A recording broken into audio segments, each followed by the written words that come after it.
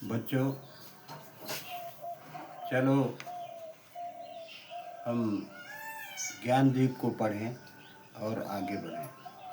Gyandeep plus में आप लोगों का बहुत बहुत स्वागत है। बच्चों, मैं जितेंद्र कुमार। अब हम देखते हैं कि 6ठी शताब्दी ईसा पूर्व का भारत में धार्मिक आंदोलन कैसे हुआ और क्या हुआ। 6ठी शताब्दी ईसा पूर्व में छोटे छोटे जनपद बड़े राज्य बनने की होड़ में लड़ाई झगड़े करते थे। इससे प्रजा अपने को असुरक्षित महसूस करने लगी। पुराने समय में जन के लोग एक दूसरे की मदद एवं आसपास में आपस में भरोसा करते थे। ऐसी बातें अब समाप्त हो चली थी। अब ज़्यादा से ज़्यादा पैसा कमाने की लालच में लोग एक दूसरे से झूठ बोलने या दूसरे को ठगने और धोखा देने में लग गए थे। वैदिक काल के अंत तक धार्मिक क्रियाकलाप जैसे कठोर एवं खर्चीले होते गए। अब यज्ञों में पशुओं की बलि भी दी जाने लगी। इस तरह से चमत्कार और ढोंग ढकोसला का बोलबाला हो गया। बच्चों, जहाँ से भी आप लोग इसे देख रहे हैं, इस चैनल को ज्ञानदीप प्लस को देखते रहिए और बार बार पढ़कर आगे बढ़िए। बच्चों, यह जो मैं पढ़ा रहा हूँ यह मुख्य परीक्षाओं में ज़रूर आता है। वेदों की संस्कृत भाषा जन सामान्य के समझ में नहीं आती थी। वर्ण व्यवस्था अब कठोर जाति व्यवस्था का रूप ले चुकी थी। पुरोहितों के द्वारा पूरे समाज को ऊंची तथा नीची जाति में बांट दिया गया था। इन कारणों से समाज में पूर्ण रूप से असंतुलन की स्थिति आ गई थी। ऐसी बदलती परिस्थितियों में लोगों के विचारों में बड़े बड़े बदलाव आ रहे थे। सभी के मन में तरह तरह के सवाल उठ रहे थे, जैसे यज्ञ क्यों करना चाहिए, क्या चढ़ावा चढ़ाने से मोक्ष प्राप्त होता है,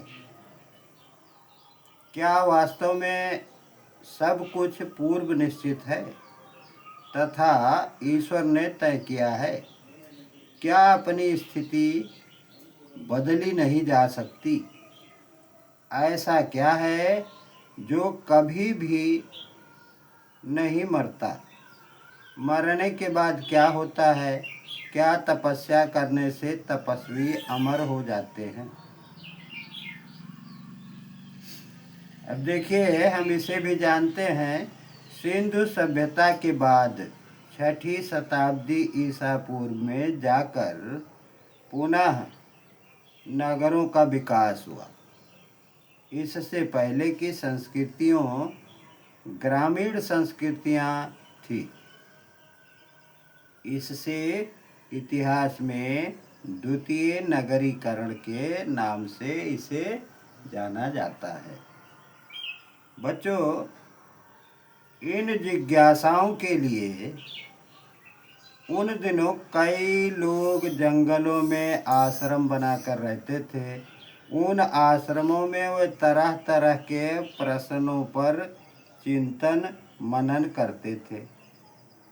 वहाँ आने वालों से वे चर्चा करते थे और अपने पास बैठाकर दूसरों को सिखाते थे। जो लोग आश्रमों में रहते थे वह ऋषि मुनि कहलाते थे। इन ऋषियों ने मृत्यु के बाद के जीवन के बारे में चिंतन कर बताया कि आत्मा या ब्रह्म कभी भी नष्ट नहीं होती।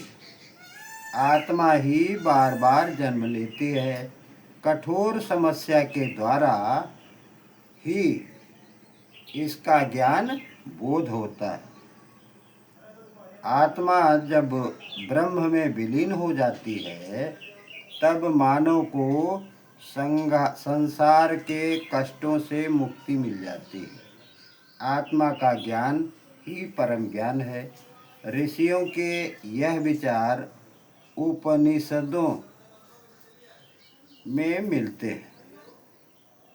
उनमें से छांदोग्य उपनिषद की एक कहानी हम आपको आगे सुनाएंगे। कहीं कोई समय, किसी समय की बात है,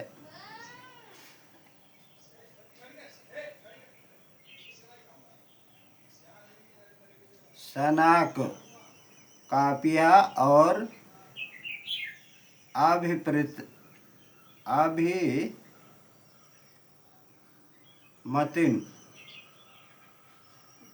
नाम के दो ऋषि जंगल में रहकर साधु का रूप बनाकर वायु देवता की पूजा करते थे। दो ऋषि जिनका नाम था सनीक, सानक, कापिया और बलि प्रतिल,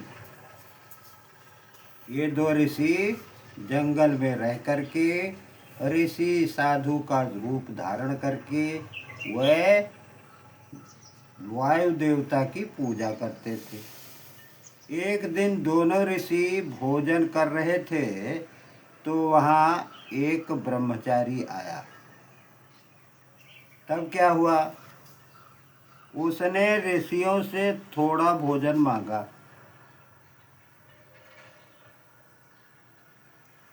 तो ऋषियों ने क्या कहा, नहीं बालक, हम तुम्हें भोजन नहीं दे सकते हैं।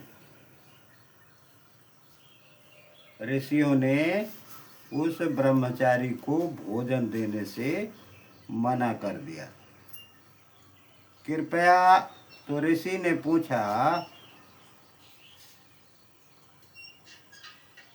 कि कृपया आप बताएं कि आप किस देवता की पूजा करते हैं।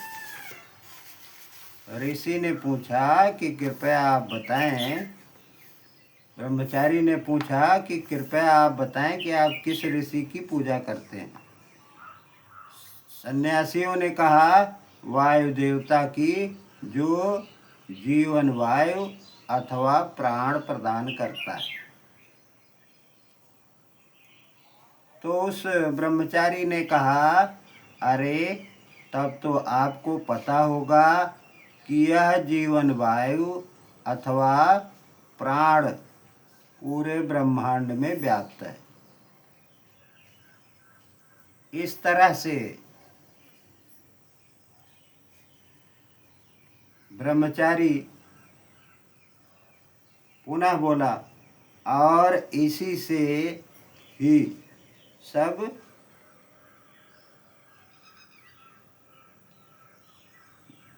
पूरा संसार का बल है। अचल है, दृश्य है और अदृश्य है। तो ऋषियों ने कहा, हाँ हाँ, हमें सब पता है। फिर तो मान्यवर, कृपया बताएं कि आप किसको भोग लगाते हैं। तो ऋषि ने कहा, जीवन वायु अर्थात प्राण को भोग लगाते हैं। तो ब्रह्मचारी ने कहा, यदि ब्रह्मांड में प्राण विद्यमान है तो मुझ में भी है, क्योंकि मैं भी ब्रह्मांड का ही हिस्सा हूँ कि नहीं? अगर हाँ तो क्यों नहीं?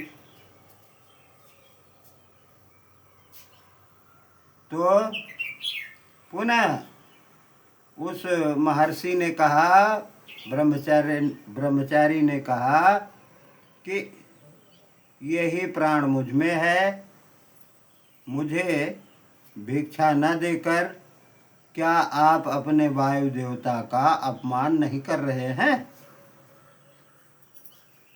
और इस प्रकार ऋषियों को वास्तविक ज्ञान प्राप्त हुआ।